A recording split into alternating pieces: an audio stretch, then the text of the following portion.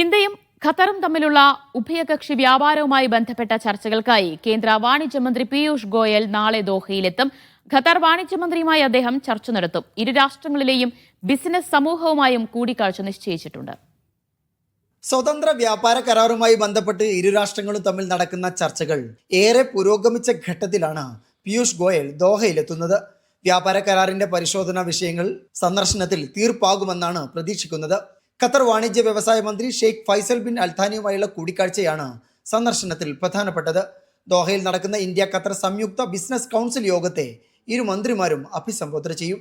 Qatar ചേംബറിലെയും Qatar business അസോസിയേഷനിലെയും പ്രമുഖരുമായി പീയൂഷ് ഗോയൽ ചർച്ച നടത്തും. ഇന്ത്യൻ ബിസിനസ് സമൂഹവുമായും അദ്ദേഹം ആശയവിനിമയം നടത്തുന്നുണ്ട്. Federation of Indian chambers of commerce and industry, confederation of Indian industry, ASSOCHAM തുടങ്ങിയ ബിസിനസ് കൂട്ടായ്മകളിലെ പ്രതിനിധികൾ മന്ത്രിയെ അനുഗമിക്കുന്നുണ്ട്. ഖത്തർ അമീർ ഷെയ്ഖ് തമീം ബിൻ ഹമദ് അൽത്താനിയുടെ ഇന്ത്യ സന്ദർശന വേളയിൽ കൈക്കൊണ്ട തീരുമാനങ്ങളുടെ അടിസ്ഥാനത്തിലാണ് ദോഹയിലെ ചർച്ചകൾ. നേരത്തെ ന്യൂഡൽഹിയിലും ഇതുമായി ബന്ധപ്പെട്ട കൂടിയാലോചനകൾ നടന്നിരുന്നു.